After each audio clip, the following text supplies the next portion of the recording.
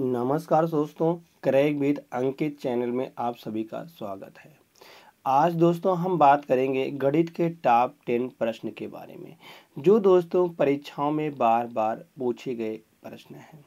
अगर हम यहाँ से पहले इंडेक्स की बात करते हैं, तो जो परीक्षाओं में बार बार पूछे गए हैं, अगर यह प्रश्न आप सभी को नहीं आता है तो दोस्तों आप सब इसको ध्यान से देखना। बाकी दोस्तों यहाँ से देखते हैं हम, जैसे यहाँ पर दिया गया है तीसरा प्रश्न, चौथा, पाँचवा, छठवां, सातवां, आठवां और दोस्तों यहाँ से 9वां है और यह 10वां प्रश्न है।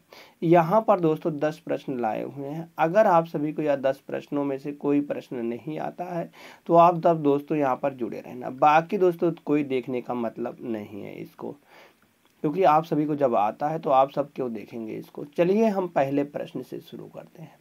जो पहला प्रश्न दिया गया है, कहा गया है, दिया गया है जो मतलब कि दिया गया है कि यक्ष की आय का 15% वाई की आय का 20% बराबर जेड की आय का 30% है।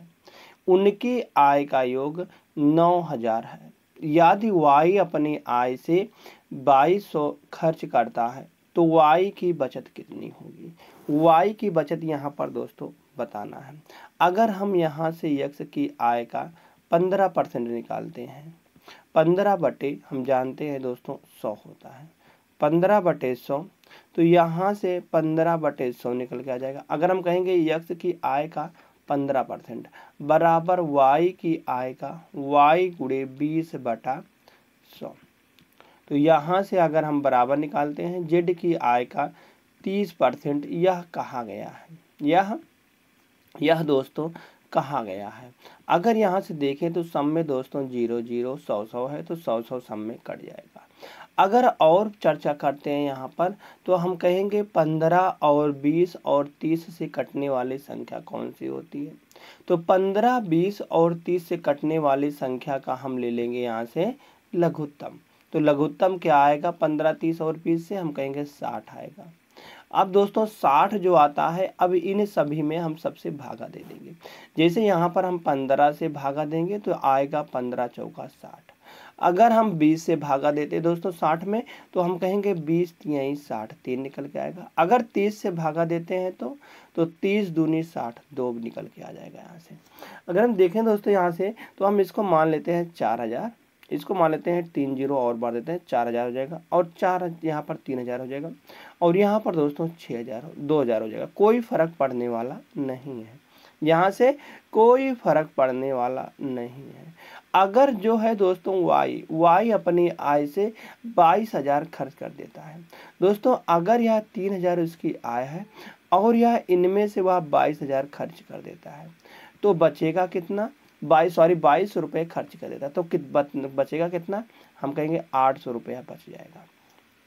और जो यह 800 रुपया कहा गया दोस्तों, यह इसका बचत है, यह इसकी दोस्तों बचत है। अगर यहाँ से देखें हम, तो यहाँ से 4 3 7 2 9 दोस्तों, यहाँ पर बिल्कुल भी वही आ रहा है 9000 ही, जो कि 9000 यहाँ पर दिया गया था। 9000 ही उनकी आय का योग कितना है, 9000 है दोस्तों। यहाँ पर 9000 वहाँ पर आ ही रहा है, तो इसलिए जो वाई की बचत होगी, वह वाई की बचत 800 रुपये आ जाएगी। तो 800 रुपये किस विकल्प में दिया गया, विकल्प नंबर दोस्तों 3 में। आशा करते दोस्तों आप सभी को यह प्रश्न अच्छी तरीके से समझ में आया होगा। अगर दोस्तों समझ में आया है, चलिए सीखते हैं यहाँ से हम अगले प्रश्न को। क्वेश्चन नंबर 2 चलते हैं। कहा गया है 50% और 40% की क्रमिक दो छूटों के समकक्ष एकल छूट है। दोस्तों आप सभी को बताते चलें तो यह डिस्काउंट का प्रश्न है। डिस्काउंट का जैसे प्रश्न दिया गया है, कहा गया 50% और 40% की एकल दो क्रमिक छूटें किसके एकल के बराबर होंगी। तो दोस्तों हम जानते हैं बहुत अच्छी तरीके से, फार्मूला होता है a + b और यहाँ से प्लस माइनस ab गुणी बटे 100। दोस्तों यहाँ से हम लगा देंगे ये वाले फार्मूले सूत्र से, तो यहाँ पर पहले 50 है तो उसके बाद 40 भर देंगे। फिर यहाँ से दोस्तों हम कर देंगे, यहाँ पर जैसे छूट दे रहा है तो माइनस में आ जाएगा, 40 गुणे 50 बटे का 100। यहाँ से 1 0 2 0 कट जाएगी। 2 जीरो से 2 जीरो कट जाएंगे। अब इधर जोड़ेंगे 5 4 9 निकल के आ जाएगा, 90 हो जाएगा दोस्तों। और 90 में से 5 चौक 20 घट जाएंगे, तो 20 घट जाएंगे तो इधर बच जाएगा 70। दोस्तों यही हो जाएगा यहाँ से इस मतलब कि इस यहाँ पर 50% और 40% की छूटों के एकल समकक्ष कितना आएगा 70%। विकल्प नंबर 2 दोस्तों इसका बिल्कुल सही जवाब आने वाला है। जैसे यहाँ पर दूसरा विकल्प सही आता है दोस्तों, अब चलते हैं यहाँ से हम अगले प्रश्न पर। क्वेश्चन नंबर 3 दिया गया है। यहाँ से कहा गया है कि एक व्यक्ति की मासिक आय 15,400 थी और उसका मासिक व्यय 7,200 था। उसकी आय में 20% की वृद्धि हुई और उसके व्यय में 5% की वृद्धि हुई।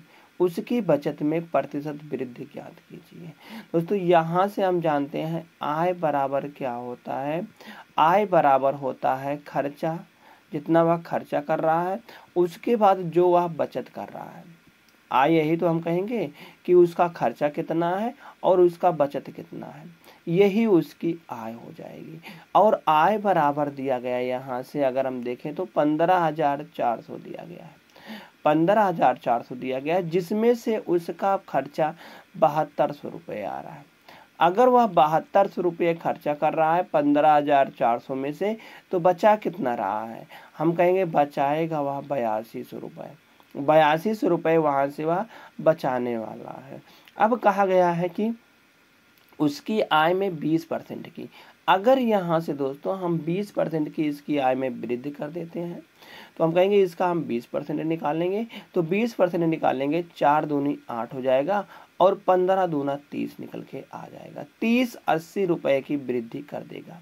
और कहा गया है कि उसके व्यय में 5% की वृद्धि। अगर हम यहाँ से 5% की वृद्धि निकालते हैं तो हम कहेंगे 5 दूनी 10 हो जाएगा और 7 बचे 35, 35 एक 36 निकल के आ जाएगा। 360 रुपए की वह वृद्धि करेगा खर्चे में। अब दोस्तों यहाँ से अगर हम देखें 30-80 हो रहा टोटल और यहाँ पर 360 हो रहा है, तो वह वृद्धि कितना करेगा अगर हम देखें तो बचत में। तो बचत में यहाँ से अगर हम इनमें से इसको घटा देंगे तो यहाँ से 0 आ जाएगा। 6 में से 8 में से 6 चला जाएगा, 2 बचेगा और इधर बच जाएगा 10। 10 में से अगर 3 जाएगा तो यहाँ पर 7 बचने वाला है और 2 बच जाएगा। 2720 रुपये उन्होंने बचा रहा है। अब कह रहा है कि उसकी बचत में प्रतिशत वृद्धि ज्ञात कीजिए। तो बचत में कितना बचा रहा है, हम कहेंगे 8200 में से वह 2720 बचा रहा है। तो यहाँ से बटेगा 20 और गुणे 100%। दोस्तों यहाँ से हम इसको निकाल लेंगे, 2 जीरो से 2 जीरो कट जाएगा। अब अगर हम इसको काटते हैं, पहले तो इसको काटेंगे हम 2 से काटेंगे तो यह 41 बार चला जाएगा। इसको काटेंगे दोस्तों 2 से, हम कहेंगे 2 एक 9 2, 2 3 6, 6 दूनी 12, 0 निकल के आने वाला है। 1360 निकल के आने वाला है। तो 1360 दोस्तों क्या 41 से जाएगा, नहीं जाएगा। अब यहाँ से अगर हम देखते हैं तो हम कहेंगे यहाँ से जाने वाला है, 41 से काटेंगे 1360 को तो हम कहेंगे यह जाएगा 41 तिहाइयाँ करेंगे तो 41 तिहाई 3 एक 3 और 4 तिहाई 12, 4 तिहाई 12, 123 आने वाला है। तो यहाँ से 3 बार चला जाएगा और बचेगा यहाँ से अगर हम बचत देखते हैं तो बचेगा यहाँ से 23 और 36। 36 में से अगर 23 तो जाता है तो हम कहेंगे 3 बच जाएगा और 13 बच जाता है, फिर 130 आ जाता है। फिर से दोस्तों हम 3 बार लेकर जाते हैं, 123 आएगा। अब की बचेगा दोस्तों यहाँ पर 70 हो जाएगा। 70 हो जाएगा तो हम कहेंगे 41 एक 41। अब की बार दोस्तों एक बार जाएगा तो 33.17 यहाँ पर दिया गया दोस्तों। तो यही इसका सही जवाब निकल के आ जाएगा। तो उसकी बचत में कितने की वृद्धि हुई, तो उसकी बचत में दोस्तों 33.17% की वृद्धि हुई। तो यहाँ से इसी प्रकार से हम इस सवाल को लगाने वाले हैं। चलिए देखते हैं अगले प्रश्न को। क्वेश्चन नंबर 4 दिया गया है। कहा गया है 280 के अंकित मूल्य वाले एक टूल पर 15% की छूट दी जाती है। गणना की त्रुटि के कारण दुकानदार ग्राहक को 20 अतिरिक्त दे देता है। दे देता है। ग्राहक के लिए टूल पर प्रभावी छूट प्रतिशत क्या है? ग्राहक के लिए टूल प्रभावी प्रतिशत क्या है? यहाँ से अगर हम निकालें 280 था, उसका 280 अंकित मूल्य था और इस पर कहा गया है 15% की छूट। अगर हम 15% की छूट निकालेंगे तो हम कहेंगे 15/100, 15/100। तो यहाँ से हम कहेंगे 1 0 से 1 0 कट जाएगा। इसको काटेंगे हम 5 से तो 5 तिहाई 15 और 5 दूनी 10, 2 से काटेंगे इसको 14 बार तो हम कहेंगे 14 तिया 42, 14 तिया 42 यहाँ से निकल के आ जाएगा। हम कहेंगे दोस्तों 14 तिया 42 रुपए का छूट आ जाएगा। कितने का? 42 रुपए का छूट आ जाएगा। किस में से छूट आएगा? 280 में से।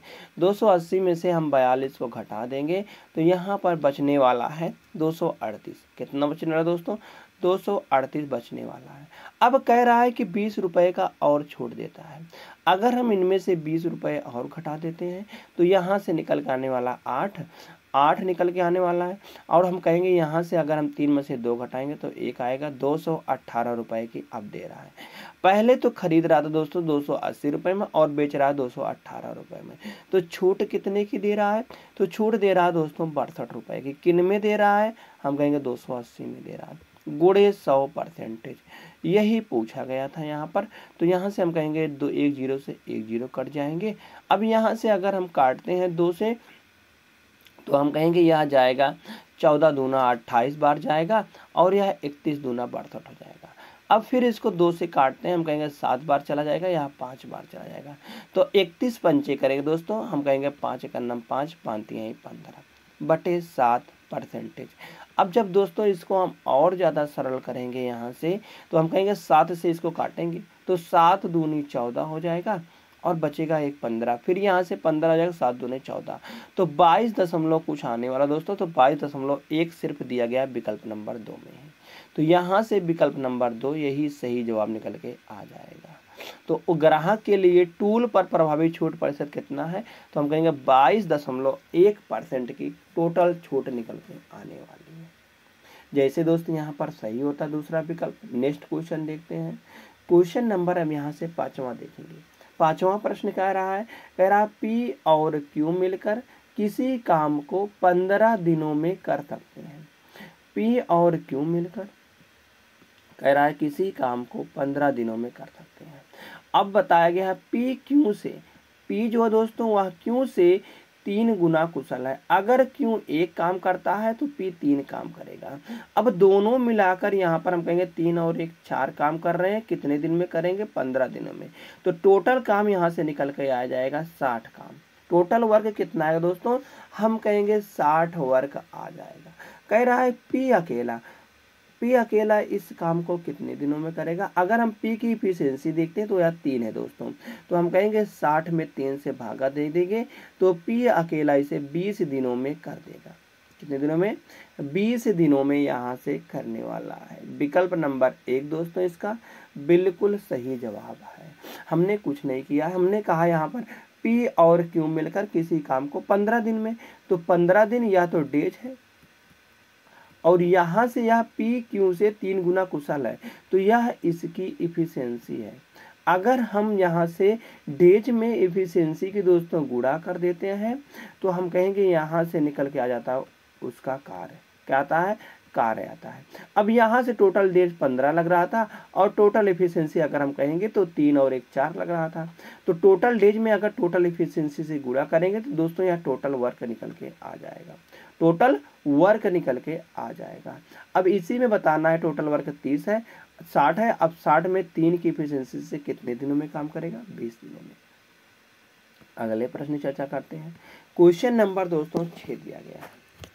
कहा गया है कि यहाँ पर अगर बात करते हैं तो यहाँ पर दिया गया है 2100 की राशि को 1 वर्ष के लिए 20% प्रति वर्ष की दर से निवेशित किया जाता है, जिसके लिए ब्याज अर्धवार्षिक रूप से चक्रवृद्धि होता है। चक्रवृद्धि ब्याज ज्ञात कीजिए। दोस्तों यहाँ पर बताया गया 20%। 20% अगर हम बात करते हैं तो यह प्रति वर्ष का है।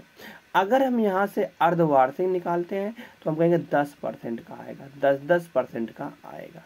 10% का आने वाला है। अब कहा गया यहाँ से अगर हम देखें तो दोस्तों वह 10% का 2 छोड़ देगा। हम कहेंगे 10% बराबर क्या होता है, 1/10 होता है। तो मतलब कि 10 से 11 हो गई राशि, फिर 10 से 11 हो गई है, 10 से 11 हो रही है। अब यहाँ से अगर हम देखेंगे तो 100 हो रहा है और इधर 121 हो रहा है। तो राशि यहाँ से कितनी हो रही है, हम कहेंगे 2100 दिया गया है। तो यहाँ से 2 जीरो से 2 जीरो कट जाएगा, तो 1 बराबर आ जाएगा 21। 1 बराबर 21 आ रहा है। तो हमको ब्याज निकालना है। तो ब्याज कितना हो रहा है यहाँ से अगर हम देखेंगे तो CI यहाँ से कितना निकल रहा है, चक्रवृद्धि ब्याज। हम कहेंगे यह हमारा अमाउंट है और यह हमारा प्रिंसिपल है। तो यहाँ से हम देखेंगे इसमें से इसको घटाएंगे तो यहाँ से 21 निकल के आने वाला है। अगर 1 बराबर 21 है तो 21 बराबर कितना जाएगा, हम कहेंगे 21 गुणे 21, तो 441 निकल के आ जाएगा उसका ब्याज। जो चक्रवृद्धि ब्याज कितना आएगा, 441। विकल्प नंबर 1 बिल्कुल सही जवाब आ जाएगा। विकल्प नंबर 1 यहाँ से सही जवाब आने वाला है। बाकी आगे देखते हैं हम अगले प्रश्न को। क्वेश्चन नंबर 7 है। इसको दोस्तों बस सरल करना है। सरल करना है तो हम यहाँ से बोर्ड मास का नियम लगा देंगे, उसी से हमको दोस्तों सरल करना है। बोर्ड मास के नियम से सरल करना है। बी मतलब पहले ब्रैकेट होगा, तो ब्रैकेट जहाँ पर दिया गया है उसको पहले सॉल्व करेंगे। तो ब्रैकेट यहाँ पर दिया गया है, पहले दोस्तों छोटा ब्रैकेट सॉल्व होता है। तो छोटा ब्रैकेट यहाँ पर दिया गया है, इसको पहले हम सॉल्व करेंगे। जब हम इन सभी को जोड़ेंगे तो हम कहेंगे 5 5 2 7, 5 2 7, उसके बाद यहाँ पर 4 3 7 3 10, 0 आ जाएगा। उसके बाद दशमलव बढ़ा देंगे फिर हम यहाँ पर। अब यहाँ से देखेंगे हम 2 और 1 3, 3 और 8, 2 10 और 1 11, 11 और 1 12, यहाँ पर 12.7 निकल के आने वाला है। अब यहाँ पर दोस्तों अब गुणा दिया गया है, गुणे अब बटे में 7, 7/2 दिया गया है, 7/2 दिया गया है। अब यहाँ से हम इसको सॉल्व करेंगे दोस्तों। यहाँ से अगर हम सॉल्व करते हैं तो यहाँ से निकल के आने वाला है 8 1 9, 9 2 11, 9 2 11, 9 2 11। तो यहाँ से दोस्तों अगर हम इसको सॉल्व करेंगे तो हम कहेंगे 6 दूनी 12, 6 दूनी 12.035, 12 मतलब 6.035 निकल के आ जाएगा। अगर जब हम इसको 6 से 7 से गुणा करते हैं तो हम कहेंगे 35 7, तो यहाँ से निकल के आने वाला है 35 7 245, 245 और यहाँ से दशमलव निकल जाएगा, 7 6 42 हो जाएगा। तो 42.245 निकल के आने वाला है। तो विकल्प नंबर 4 में दिया गया है। तो विकल्प नंबर 4 इसका दोस्तों बिल्कुल सही जवाब आ जाएगा। बस दोस्तों इसको हमको सिंपलीफाई करना था, बाकी कुछ नहीं करना था। चलिए देखते हैं यहाँ से हम अगले प्रश्न को। क्वेश्चन नंबर 8 दिया गया है। कहा गया A और B एक काम को क्रमशः 8 दिन 16 दिन में पूरा कर सकते हैं। यदि B से शुरू करते हैं A और B एकांतर दिनों में काम करते हैं तो काम कितने दिनों में पूरा होगा, काम कितने दिन में पूरा हो जाएगा। यहाँ से अगर हम देखेंगे कि A और B की A एक काम को 8 दिनों में कर रहा है और B उसी काम को 16 दिनों में कर रहा है। हम कहेंगे टोटल वर्क जो आएगा इन दोनों से कटने वाली संख्या आ जाएगी। तो 8 और 16 से कटने वाली संख्या हम कहेंगे 16 ही है। तो 8 दूनी 16, यह इसका क्षमता आ जाएगी, मतलब कि इफिशियंसी आ जाएगा। और 16 से काटेंगे तो 1 बार जाएगा। कह रहा है यदि B से शुरू करते हुए A और B एकांतर दिनों में, हम कहेंगे B पहले आ रहा है, A बाद में आएगा। तो यहाँ से 1 काम करेगा और यह 2 काम करेगा, 2 और 1 3 काम करेंगे। हम कहेंगे 2 दिनों में यह 3 काम करने वाले हैं, 3 काम करेंगे 2 दिनों में। तो यहाँ से हमको निकालना है कि तो काम कितने दिनों में, टोटल काम है 16। तो हम कहेंगे इसके नज़दीक पहुँचने के लिए हमें यहाँ पर हम कहेंगे 8 दूनी, मतलब कि अगर हम इसके नज़दीक पहुँचते हैं काम के तो यह दोस्तों हम कहेंगे 5 से गुणा करना पड़ेगा। तो 5 तिहाई 15 हो जाएगा और यहाँ से हम कहेंगे 16, तो 5 से गुणा करेंगे इसमें हम, 5 दूनी 10, 10 डेज में वह 15 काम कर दिया है। अब आगे जो है बचा है 1 काम, वह बी द्वारा शुरू होगा। तो बी एक दिन में एक काम करता है, तो हम कहेंगे एक काम, या 16 काम टोटल आ गया, तो दिन कितने लग रहे हैं, तो 10 और 1 11, 11 डेज लग रहे हैं। तो हम कहेंगे यहाँ पर दिनों की संख्या कितनी हो जाएगी, 11 निकल के आ जाएगी। तो यही पूछा गया है कितने दिनों में काम पूरा हो जाएगा, तो 11 दिनों में काम पूरा हो जाएगा। विकल्प नंबर 4 इसका बिल्कुल दोस्तों सही जवाब आने वाला है। आशा करते हैं आप सभी को यह भी प्रश्न समझ में आया होगा। चलिए देखते हैं यहाँ से हम अगले प्रश्न को। क्वेश्चन नंबर 9 दिया गया दोस्तों, कहा गया है, यह है बताते चले, तो यह दिया गया है किसी वस्तु का अंकित मूल्य उसके क्रय मूल्य से 25% अधिक है। 25% अधिक है, अंकित मूल्य जो है उसके क्रय मूल्य से 25% अधिक है। तो अगर हम यहाँ से अंकित मूल्य यहाँ पर देखते हैं, तो अंकित मूल्य हम कहेंगे क्रय मूल्य से 25% अधिक है। अगर क्रय मूल्य 100 है, तो एमपी जो आएगा मतलब मार्केट प्राइस जो आएगा वह 125 आने वाला है। अब कहा गया है यदि इसे 7.4% के लाभ के साथ 450 में बेचा जाता है, तो छूट प्रतिशत के निकटतम है। छूट प्रतिशत के निकटतम है। अगर यहाँ से देखेंगे हम कहेंगे अगर हम इनमें बेचते हैं 6.4 के लाभ पर, तो इसमें लाभ होगा, तो हम कहेंगे एक मतलब कि 106.4 का लाभ हो जाएगा। अब वैसे यहाँ पर छूट कितने की दे रहा हुआ, तो हम कहेंगे छूट वह दे रहा है 125 में से 106.4 को, तो वह छूट दे रहा है 18.6 की छूट दे रहा है। कितने की छूट दे रहा है, 18.6 की छूट दे रहा है। तो यहाँ 18.2 छूट मिल रही है, यह किस में मिल रही है, हम कहेंगे 125 में मिल रही है, और गुणे 100%, यही हमको यहाँ पर निकालना था। तो जब निकालेंगे यहाँ से हम, तो देखेंगे दोस्तों यहाँ से हम कहेंगे 25 पंचे 125 और 25 चौका 100, 25 चौका 100। तो यहाँ से जब हम इसको गुणा करेंगे, तो हम कहेंगे 6 चौक 24, 4 हो जाएगा, और 8 चौक 32, 32 और 2 निकल के आने वाला है 34, 34 और 4 एक नम 4 और 3 7, 74 यहाँ पर एक अंक बाद दशमलव लगा देंगे, बटे 5 करेंगे परसेंटेज। जब दोस्तों इसको हम काटेंगे यहाँ से, तो हम कहेंगे काटेंगे तो 15 चौका 60, 15 पचे 75। दोस्तों लमसम हम कहेंगे लगभग 15 मतलब कि 14 पॉइंट कुछ आने वाला है, तो इसलिए यह लगभग में पूछा गया, तो हम कहेंगे 15% यहाँ से आ जाएगा। लगभग कहा गया, निकटतम पूछा गया, तो हम कहेंगे निकटतम या 14 के निकटतम 14.99 कुछ मतलब समथिंग आएगा, तो ऐसे वह 15 को हम लिख सकते हैं। तो एक ही तो कम है, अगर 74 से एक और ज़्यादा होता तो हम कहेंगे 75 हो जाता है यहाँ पर, तो 75 5 से चला जाता 15 से, तो यहाँ पर बिल्कुल आने वाला है विकल्प नंबर 1 से। विकल्प नंबर 1 वह लगभग 15% की छूट दिया है। चलते हैं दोस्तों यहाँ से लास्ट प्रश्न की चर्चा करते हैं। लास्ट प्रश्न दिया गया है कि 3, 5, 9 का चतुर्थ अनुपाती क्या है। The fourth proportional of 3, 5, 9 etch. दोस्तों यहाँ पर हमको चौथा यहाँ पर इसका समानुपाती ज्ञात करना है। तो चौथा समानुपाती ज्ञात करने के लिए हम कहेंगे अंत की दोनों संख्याओं का आपस में गुणा कर देंगे, और जो पहली संख्या है उससे हम भागा दे देंगे। यहाँ से हम देखेंगे 3 से काटेंगे, 3 3 का 9 बार चला जाएगा, तो कुल मिलाकर उसका जो चौथा प्रोपोर्शनल आने वाला है, चौथा दोस्तों चतुर्थ अनुपाती आने वाला है, वह 15 आ जाएगा। विकल्प नंबर 4 बिल्कुल दोस्तों सही जवाब आ जाएगा। दोस्तों आशा करते हैं आप सभी को सारे के सारे प्रश्न समझ में आए होंगे। तो समझ में आए दोस्तों, तो आप सब